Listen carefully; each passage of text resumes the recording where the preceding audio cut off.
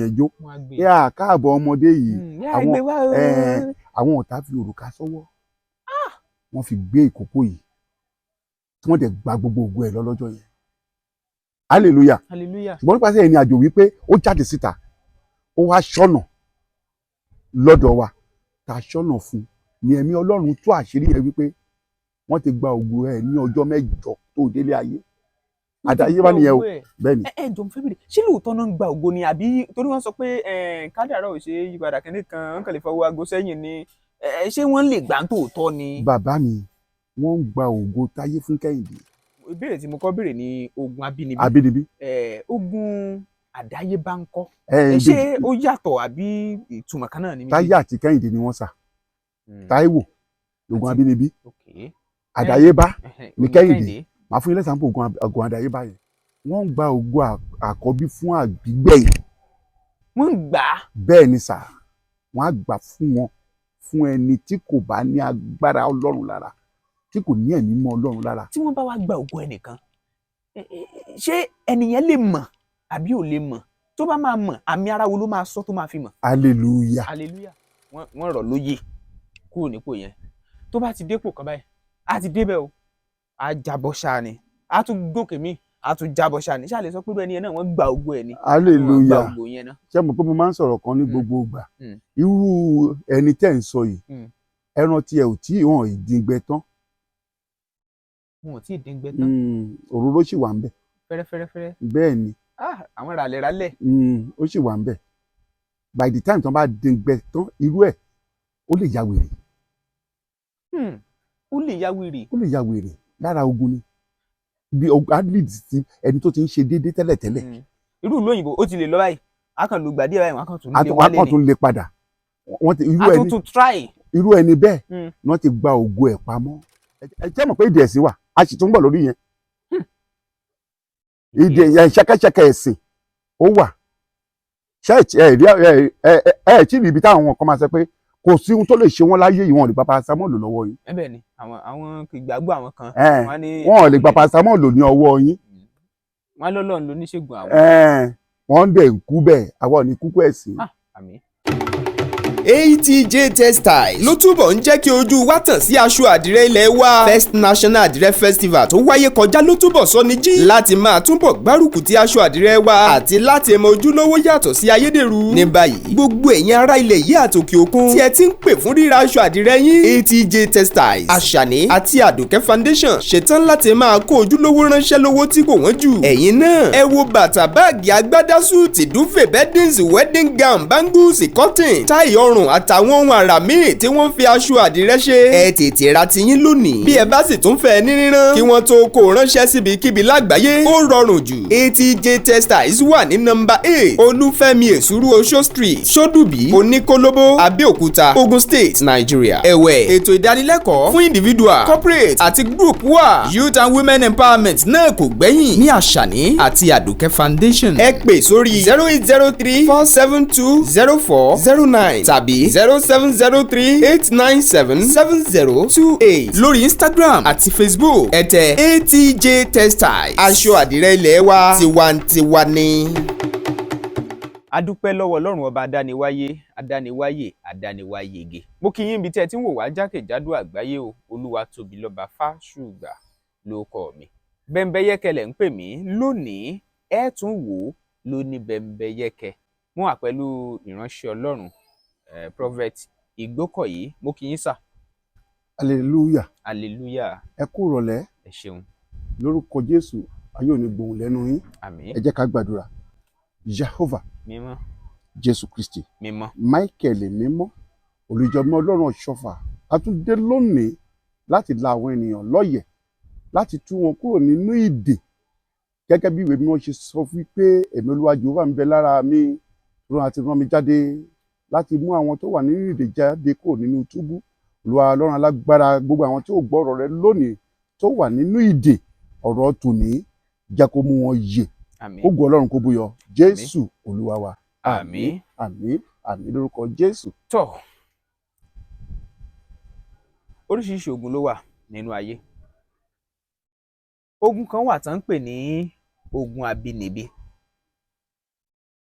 kí lógun abínibí? hallelujah. Hallelujah. Ogun abínibí jẹ́ ogun tí a máa ń jogún lára àwọn òbí tó bá bí ni wá sí ayé. Ogun abínibí tí a dẹ̀ ń sọ̀rọ̀ lé lórí ìsà, hallelujah. Hallelujah. Ó máa ń ba tèèyàn jẹ́ ni, kò tún tèèyàn ṣe. Tí a bá wò lóde ayé nísìnyí, ọ̀pọ̀lọpọ̀ nínú ogun yìí ń jà tó wà nínú irú ìdè báyìí tí wọn ò sì mọ̀ wípé ogun abínibí ló ń jà àwọn. Tá máa ṣiṣẹ́ bí erin tí wọ́n á sì máa jẹ̀jẹ́ ìlérí. Hallelujah. Hallelujah. Èèyàn kan ṣoṣo ló ń bímọ o. Èèyàn méjì ló ń bímọ, bẹ́ẹ̀ ni àbí bẹ́ẹ̀ kọ́? Bẹ́ẹ̀ni. Ọkùnrin àti obìnrin ló máa bí ọmọ kan ṣo. Ṣùgbọ́n ọmọ tá a bí yìí tí kò bá béèrè ọ̀nà ìrìn àjò ayé ẹ̀, ó ṣeé ṣe kọ́rọ̀ ẹ̀ dàbí ejò tó kọjá lórí àpáta tí kò nípa. Ẹ jẹ́ ká ti bí ìṣáná kíyèsí oògùn. Ìwé mọ́ sọ wípé Ọlọ́run wípé ó ní a ó bẹ ẹ̀ṣẹ̀ baba wò lára ọmọ láti ìran ìkíní títí dé ìkẹta ìkẹrin. Ọ̀pọ̀lọpọ̀ ènìyàn ló ń jẹ ìyà ẹ̀ṣẹ̀ tí kò mọ̀.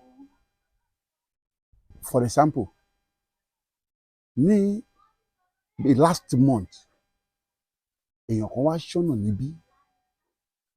Amúwarí wípé ọmọ tó wá ṣọ́nà yìí ènìyàn ńlá ni, ṣùgbọ́n kò rógo ẹ̀ lò. Àyànmọ́ tó ní láti òde ọ̀run ni pé kó lọ lo ògo tó dára ní ayé, ṣùgbọ́n kò rí ògo ẹ̀ lò torí pé ó ń jẹ ìyà ẹ̀ṣẹ̀ tí kò mọ̀. Ìyẹn ogun abínibí. Bẹ́ẹ̀ ni, torí àwọn tó bí ogun tó ń jà wọ́n ó tún ti wá sórí ọmọ. Continue. Continuation ni bí ìgbà tí wọ́n ń sá eré ìje 100 meter 200 gbagibagi. Èèyàn kan á gbà á sáré dọ́dọ̀ èèyàn kan, òun náà tún gbà á, ọmọ ìkíní á gbà á, ọmọ ọmọ á gbà á, ọmọ ọmọ máa gbà lọ́bẹ̀. Àfi eléyìí tó bá rí ọ̀nà àbáyọ sínú àjọ ayé ẹ̀. Ogun abínibí máa ń bá ènìyàn fínra débi wípé a máa wò wípé àbí oṣó ilé bàbá òun ló ń ṣe òun, àbí àjẹ́ ilé ìyá òun ló ń ṣe òun. Hallelujah. Hallelujah. Now imagine, ìyá bí ọmọ tó bí ìyá tó bí ọmọ yìí, ogun tó wà ní ayé ẹ̀ ni wípé a ti fi ogun àìṣerere kan òun fúnra rẹ̀. Pé kò lè gbé nǹkan rẹ̀ ṣe. Pé kò lè ṣe rere láyé ẹ̀. Látòdì ọ̀run ìyá yẹn ti gbé nǹkan yẹn wá o. Tó wà lára ìyá yẹn. Ta ló ní ẹ̀jẹ̀ tó fi bí ọmọ yẹn? Ìyá ni, láti inú ìyá ni. Ìyá ló ní ẹ̀jẹ̀ yẹn tó dà lórí ọmọ yẹn. Òun ló yí jẹ́ wípé tí a bá bímọ wá sí ayé yìí, ó yẹ ká máa béèrè ìrìn àjò ọmọ yẹn. Ó ṣe pàtàkì. Ó ṣe pàtàkì, ó ṣe kókó sà. Òun ní jẹ́ pé ní ọjọ́ mẹ́jọ tá à ń kọ́ ọmọ yìí ní ìlà, ní ìta sọ pé à ń sọ ọmọ ní orúkọ, ìta wà ń ṣe nínú ìjọ mímọ́ Celestial Church of Christ. Ní ọjọ́ kẹjọ yẹn, ẹ rí i pé kì í ṣe ènìyàn, bàbá ọmọ kọ́ ló máa sọ ọmọ lórúkọ, ìyá ọmọ kọ́ ló máa sọ ọmọ lórúkọ. Ẹ̀mí Ọlọ́run. Luke 2, bẹ́ẹ̀ ni, Luke chapter 2 ó sọ̀rọ̀ pa ẹ̀. Ẹ̀mí Ọlọ́run ló máa sọ ọmọ yẹn lórúkọ. Gbogbo ìrìn àjò tó máa rìn láyé yìí, gbogbo ìrìn àjò tó bá wá látòdì ọ̀run, ẹ̀mí Ọlọ́run á tú gbogbo ẹ̀. Èyí tí à ń pè ní àkọsẹ̀jáyé nílẹ̀ Yorùbá. Ọ̀pọ̀lọpọ̀ òrìn ogun tí ìyá ní, tí bàbá ní, àwa jogún ẹ̀, òun náà tún máa bá yí. Kẹ́kẹ́ tó wá wọnú ẹ̀ tán pátápátá, mo fẹ́ tún fi ìbéèrè kan kún. Ìbéèrè tí mo kọ́ béèrè ni ogun abínibí. Ogun àdáyébá ń kọ́. Ṣé ó yàtọ̀ àbí ìtumọ̀ kan náà ni? Táyé àti Kẹ́hìndé ni wọ́n sà. Táíwò ogun abínibí. Àdáyébá ni Kẹ́hìndé. Màá fún yín lẹ́sàn-án ogun àdáyébá yẹn. Hallelujah. Hallelujah. Nígbà tá a bí ọmọ, tá a ṣọ́nà fún èèyàn, tá a rí i pé ẹni yìí adé wà lórí ẹ̀. Adé ìlú yẹ kó fi máa jẹ́ gẹ́gẹ́ bí àpèsè tí ọ̀pọ̀lọpọ̀ èèyàn máa jẹun ní abẹ́ ẹ̀. Ṣùgbọ́n ẹni tó yẹ kó jẹ́ àpèsè, bárà ló ń tọrọ. Ogun àdáyébá tiẹ̀ ni wípé lọ́jọ́ tí wọ́n bí gangan, òun ni àwọn ọ̀tá ẹ̀, ìyá ẹ̀, tí wọ́n ti lé ìyá títí láti inú oyún tí wọ́n rí mú náà wá kí ọmọ. tàbí tán rí mú gan.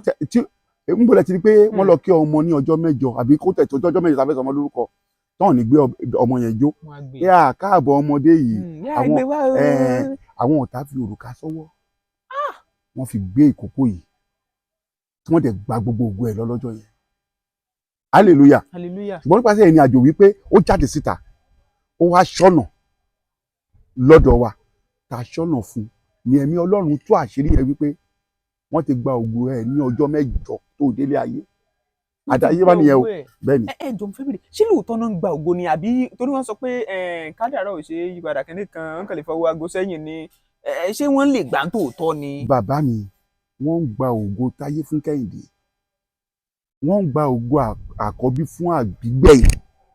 wọ́n ń gbà á. bẹ́ẹ̀ ni sà wọ́n á gbà fún wọn fún ẹni tí kò bá ní agbára Ọlọ́run lára tí kò ní ẹ̀mí mọ́ Ọlọ́run lára. tí wọ́n bá wá gba ògo ẹnìkan ṣé ẹnìyẹn lè mọ̀ àbí ò lè mọ̀ tó bá máa mọ̀ àmì ara wo ló máa sọ tó máa fi mọ̀. hallelujah hallelujah. ọmọ tó wà ní primary school tó yẹ pé òun ló mú first ó wọ primary 2 3 4 5 6 ipò kìíní ni sá. nígbà tó máa wọ secondary school ó bẹ̀rẹ̀ sí ní gbé 5 10 tí kò tẹ̀lé wàá mú ní 30 mú mọ́ àwọn òbí ẹ̀ gbọ́dọ̀ máa fura sí pé kankan tí ń ṣẹlẹ̀ sọ́mọ yìí. wọn dẹ̀ ní ìwò gbé yá tíṣà ni ò kọ́ dáadáa tàbí. iṣẹ́ mọ̀ pé èrò kérò ẹlòmíì máa rò ṣùgbọ́n orin ìjọ mímọ́ kan sọ pé ọ̀nà tọ́lọ́run gbà ṣòro láti ṣe iṣẹ́ rẹ̀ ọ̀nà rẹ̀ nìkan kò mọ̀ àwa máa rí ìdí ni àwa máa rí ìdí lọ́lọ́run o ẹni bá béèrè wọn á tàn mọ́lẹ̀ sínú àjò ẹ̀ fún pé ogun báyìí ló bá ẹ wá láti òde ọ̀run o ogun yìí ló tún bá pàdé lóde ayé o ọ̀nà àbáyọ dẹ̀ máa wà kò sí nǹkan kan tí Ọlọ́run dá onídáradára ni bí èèyàn bá gba ẹ̀mí mọ́ láàyè fún ẹni tó bá ní irú ogun abínibí bẹ́ẹ̀ tàbí èèyàn bá ní ayé hallelujah wọ́n ní bí ìmọ́lẹ̀ bá wọlé òkùnkùn á paradà olórúkọ àwọn màlẹ́kà tọ́run ní kó di orígun mẹ́rin àgbáyé mú olórúkọ tí wọ́n ń jẹ́ o táwa bá pe àwọn màlẹ́kà tó di orígun mẹ́rin àgbáyé mú pé ohun tí wọ́n dè yìí ẹ̀yin ogun ọ̀run ẹ lọ tú wọ́n á tú o wọ́n á tú o. mo ní ìbéèrè kan sá. ọ máa tẹ̀síwájú. ẹnìkan nínú ìgbésí ayé tó bá ti yá báyìí á kàn ga á tún jábọ́ látàkàsọ yẹn fún àpẹẹrẹ ìgbà tó wà ní primary school wọ́n fi jẹ́ senior boy. yes. kò tí ì lò ju bóyá táàmù kan ṣe mọ̀ pé 3 terms ni wọ́n ń lò ní school àwọn primary school secondary school yẹn ìgbà tó máa fi lo táàmù mẹ́ta táàmù àkọ́kọ́ wọ́n rọ̀ lóyè kúrò nípò yẹn tó bá ti dépò kan báyìí á ti débẹ̀ o á jábọ́ ṣáà ni á tún gòkè míì á tún jábọ́ ṣáà ni ṣáà lè sọ pé ẹni yẹn náà wọ́n gba ògo ẹ̀ ni. hallelujah ṣé mo pé mo máa ń sọ̀rọ̀ kan ní gbogbo ìgbà irú ẹni tẹ́ ń sọ yìí ẹran tiẹ̀ ò tí wọn ìdíngbẹ tán. wọn ò tí ì díngbẹ tán. òróró sì wà ń bẹ̀.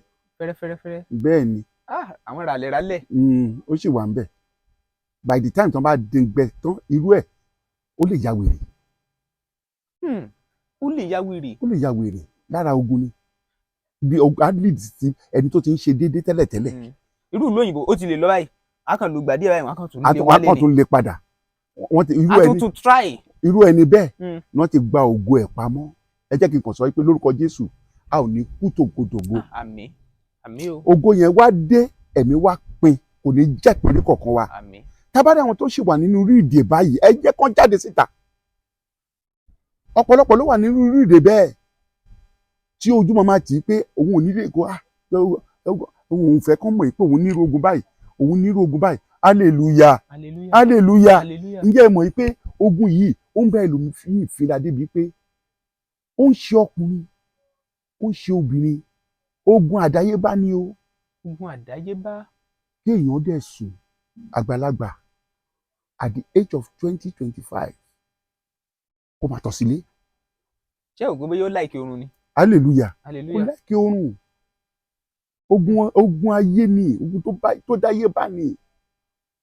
ọmọ ó pẹ́ jù a ò rí ẹ̀rí ọmọ 10 years mi kò tọ̀ sílé mọ́. kí ló lè ṣẹlẹ̀ sọ ọmọ tó bá ń tọ̀ sílé tó dàgbà tó bẹ́ẹ̀ yẹn tó sì ń tọ̀ sílé. hallelujah à ń sọ̀rọ̀ ogun abínibí àti àdáyébá irú àdáyébá yẹn ó lè jẹ́ pé lára àwọn ogun tó jí ó bá pàdé ní ìdílé bàbá tàbí ìdílé ìyá, àwa ti ṣọ́nà fún yàn rí tá a rí wípé irú ẹni nǹkan tí mo sọ yìí ẹni tó ń ṣe wọ́n mú nǹkan sórí ìjókòó fún tó jókòó ni pé kó máa ba yí bẹ́ẹ̀ àti rí obìnrin tí nǹkan yẹn ò ṣe rárá tó yẹ pé ọjọ́ tó ń lọ ilé ọkọ láfi kan yẹn kan lára. ló bẹ̀rẹ̀ sí tọ̀ lé ìyàwó lé. bẹ́ẹ̀ ni láfi kan lára. In fact she's a Muslim ṣùgbọ́n ó ní ọ̀rẹ́ kan tó mú wá ṣọ́nà lọ́dọ̀ wa táṣìírí yẹn fi tú. Bàbá mi kò pé ọjọ́ méje ogun yẹn kò nínú ayé padà síbi tó jọba ó máa padà ní. Ó ní back to sender ní ẹ fi ṣe back to sender ní ẹ fi ṣe gbogbo ìmọ̀ta nínú ayé wa back to sender ní ẹ back to sender wà o. ẹ má bínú láyé àtijọ́ bọ́mọ kan bá ń tọ̀ lé tó dẹ̀ ti ń dàgbà wọ́n ní tán bá ti dáná tán báyìí kó lọ tọ̀ sójú àrò. sójú àrò. adẹ̀ ráwọn kan tí wọ́n á sọ pé àwọn ṣé ìtọ̀ yẹn dẹ̀ lọ àwọn stop ṣé a lè sọ pé irú tàwọn yẹn náà irú nǹkan bẹ́ẹ̀ yẹn náà ló ń ṣẹlẹ̀ ni. hallelujah psychologically nílẹ̀ Yorùbá ọmọ kékeré ẹ̀yin náà sọ ọmọdé ṣé wọ́n sọ fún yín pé àgbàlagbà 15 years 20 years and above ó tún lọ ń tọ̀ sínú àrò ṣé ó ń ṣẹlẹ̀ bẹ́ẹ̀ ni ọmọ kékeré náà máa ní kó ló máa tọ̀ sínú àrò á dẹ̀ lọ ṣùgbọ́n above 10 years tínú kò mẹ́ bá ń ṣẹlẹ̀ ogun àdáyébá ni. ogun ó sì ó pọ̀ lọ bẹ́ẹ̀ ogun àdáyébá pọ̀ lọ bẹ́ẹ̀ àbínibí pọ̀ lọ bẹ́ẹ̀ gbẹ́ni tó bá hàn sáà àwọn irú nǹkan báyìí láyé ẹ jẹ́ kó pè ọ̀nà àbáyọ wà ọ̀nà àbáyọ wà kúrò nínú ogun yẹn bó bá jẹ́ àwọn ẹni òkùnkùn ló dáwọ́lé tá a bá sọ fún wọn pé ẹ gbọ́wọ́ kúrò tó bá gbé kúrò àwọn ọ̀run á dáná ọwọ́ yẹn á jó dànù. ẹnìkan wà ẹjẹ nǹkan béèrè báyìí ṣé ó ṣeé ṣe kẹ́nìkan kó ogun máa jà kó sì má mọ̀ pé ogun ń já òun tí ó sì máa fi irú ipò tó wà ṣayọ̀yọ̀ ṣé ó wà náà. hallelujah. ìyẹn ló máa bí ìbéèrè mi tí mo fẹ́ béèrè. ó wà dáadáa ó wà irú ẹ̀ wà dáadáa àwọn tó wà ní abẹ́ ìdí ẹ̀sìn ló dẹ̀ pọ̀jù fún jù. àwọn tó wà ní kí mo pè ìdí ẹ̀sìn ẹ jẹ́ mọ̀ pé ìdí ẹ̀sìn wà a sì tún bọ̀ lórí yẹn ìdí ṣẹ̀kẹ̀ṣẹ̀kẹ̀ ẹ̀sìn ó wà ẹ tí ibi táwọn kan máa sọ pé kò sí ohun tó lè ṣe wọn láyé ìwọ̀n lè gba paracetamol lọ́wọ́ yín. bẹ́ẹ̀ ni àwọn ìgbàgbọ́ àwọn kan wọ́n lè gba paracetamol ní ọwọ́ yín. wọ́n lọ́lọ́run ló níṣègùn àwọn. wọ́n dẹ̀ ń kú bẹ́ẹ̀ àwa ò ní kúkú ẹ̀sìn àmín a ò ní kúkú ìyà. àmín ẹ jẹ́ kí a mọ̀ wípé òkùnkùn wà ìmọ́lẹ̀ sì wà bákan náà ṣùgbọ́n tí ìmọ́lẹ̀ bá wọlé òkùnkùn máa padà dà ní wọn ayé ò ní borí wa. àmín ẹnìkan wà ó ní èèyàn kan tó súnmọ́ tó ń rí rẹ̀ láwòrẹ́rìn tó dẹ̀ jẹ́ pé ọ̀pọ̀lọpọ̀ àwọn èèyàn wò láwùsọ̀kan torí irú ipò tó wà torí irú ogun tó ń jà ẹnìkan wá fẹ́ wá sáré fún un ṣó ṣeé ṣe kán sáré fún èèyàn láì ṣe wípé òun fún rẹ̀ ó ti mọ̀ wípé òun ti ẹ̀ wà nínú wàhálà kan. oríṣiríṣi ìṣòro ló wà o. ẹ ṣí ká wò. àwọn ogun kan wà tó jẹ́ wípé ẹni tó bá fẹ́ sáré fún èèyàn tóun fúnra rẹ̀ ò bá ní quality lọ́wọ́ ó ṣeé ṣe kí o forí gbogbo ológun o. quality bí báwo. hallelujah. ẹ bá wa tàn wọ́n lẹ́sìn. èèyàn kan ní ogun méje ń sìn. ẹni fẹ́ sáré fún ènìyàn kò ní ẹ̀mí mọ́ kankan lára ẹ̀. kò mọ nǹkan kan lára kò ní ọlọ́run kankan lára ẹ̀. ó ṣàwò pé ọ̀rẹ́ mi yìí tàbí ẹbí mi yìí ó ní ogun kan irú ẹ̀ ti ṣẹlẹ̀ dáadáa rí tó ti ṣẹlẹ̀ dáadáa rí tó jẹ́ pé ọlọ́run ló yọrú ẹ̀ níbẹ̀. ó léwu ó léwu báyìí pé ogun wà nínú ìwọ tó ara ẹ check yourself ṣé mo pé ṣá àwa tá a jẹ́ wòlíì yìí àìmọye iṣẹ́ tá a máa gbà tá a dáwọ́lé tán jẹ́ pé òru náà máa bá wa. pé bàbá Wolii adé o. pé iṣẹ́ tó fẹ́ ṣe yẹn má ṣe o. hallelujah. ìyẹn ló tẹ̀ pọ̀jù nínú ìrìnàjò títa wa wọ́n máa wá physically wọ́n á wá spiritually ṣùgbọ́n orin kan lèmi kan máa ń gbọ́ táwọn màlẹ́kà máa ń kọ sí mi létí gbogbo ìgbà ni pé máa fòyà ní apá Jésù kò sí ohun ẹ̀rù kan iná tí ń jó kò lè sún mọ́ ogun èṣù ti di wíwó mọ́lẹ̀ bí bá ti gbọ́ orin yẹn báyìí ọkàn akin á tún dé máa sọ fún un pé ègbé ni fún ẹ padà lẹ́yìn mi Sátánì iṣẹ́ tẹ̀mí dáwọ́ lè máa ṣàṣeyọrí ẹ láti 35 years ago a ò ṣàṣetì ní sá a ò dẹ̀ ní ṣàṣetì tí máa fi wọ 130 years tó mo máa pé 130 years ẹ bá mi ṣàdéhùn.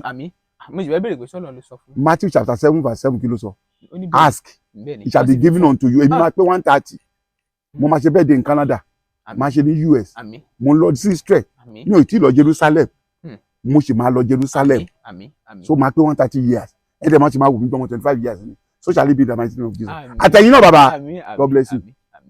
tọ́ a ti ń sọ látàárọ̀ báyìí ọ̀nà àti bọ́ fún ẹ̀dá kí ni tó yẹ kẹ́dà kọ́kọ́ mọ̀. kéèyàn kọ́kọ́ mọ Ọlọ́run kéèyàn kọ́kọ́ mọ Ọlọ́run kó dẹ̀ ní wòlíì bí ènìyàn kan bá wà láyé yìí tí ò dé ní tọ́ka sí pé wòlíì mi rèé ẹni yẹn ti sọnù o.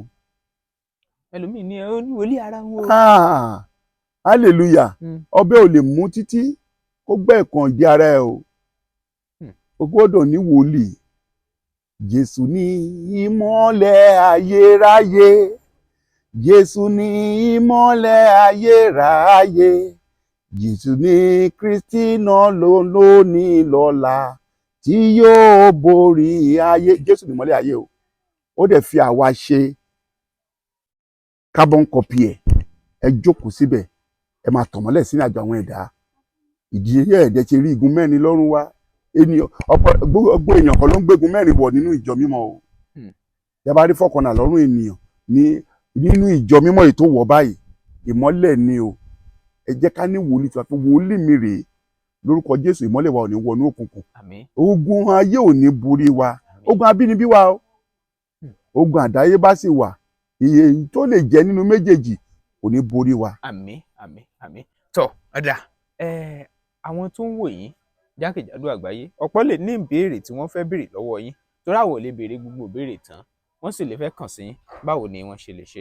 hallelujah hallelujah. ẹ gbogbo wa ni máa ń sọ nínú fídíò mi wípé àwọn èèyàn máa ń pè mí pípè yẹn tẹ̀ ó máa ń pọ̀ gan bí mo ti máa ń sọ every time títí di òní yìí bẹ́ẹ̀ ṣe ń bọ̀ lẹ́ẹ̀kan yẹn wọ́n international call ni mò ń gbà mo dẹ̀ máa ń sọ pé mo máa ń cherish wípé WhatsApp yẹn ó dára jù nọ́mbà tí mo fẹ́ pè síta sí WhatsApp yẹn kàn máa fún mi ní voice note recording voice note lórí WhatsApp tí mo bá gbọ́ mo máa ń dìde lóru ńgbà míì màá gbọ́ àwọn voice note yẹn mo dẹ̀ máa reply dan kàn máa pè mí pípè tí máa ń pọ̀ jù tó bá fẹ́ send recording voice note sí mi lórí WhatsApp ẹ jẹ́ kí wọ́n lo 080-604-37638 lẹ́ẹ̀kan sí 080-604-37638 God bless you.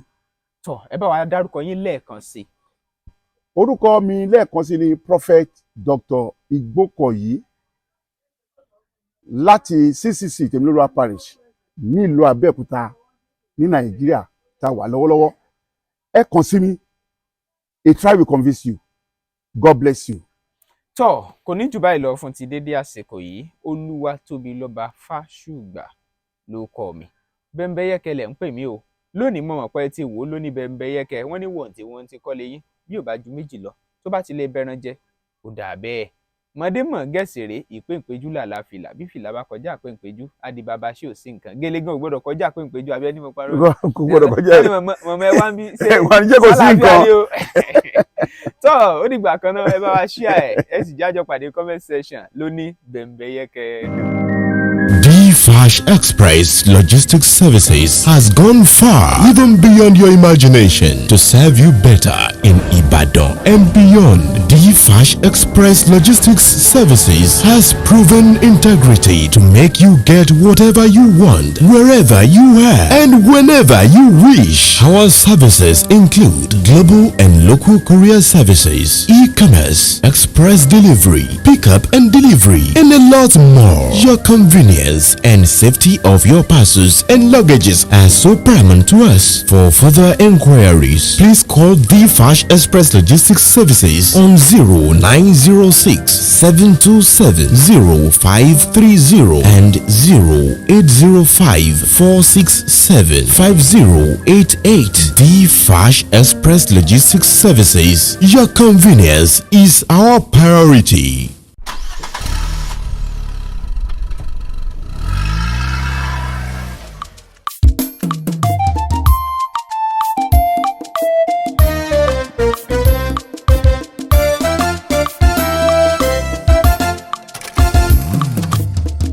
BEMBEYEKE TV ìkànnì ìlóyìn ládùnjù ó gbafẹ́ ó gbayì òun ni ẹ máa wò. BEMBEYEKE TV ìkànnì ìlóyìn ládùnjù ó gbafẹ́ ó gbayì òun ni ẹ máa wò.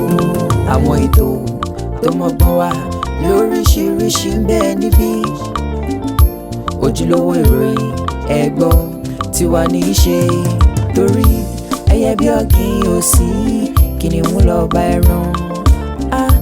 Ojúlówó ìsọfúnni ló mú wa dá wọn yọ. BEMBEYEKE TV ìkànnì ìlóyìn ládùnjù ó gbafẹ́ ó gbayì òun ni ẹ máa wò. Support love BEMBEYEKE TV let's marry bebe ìkànnì ìlóyìn ládùnjù Daniel Salomon ó gbayì òun ni ẹ máa wò.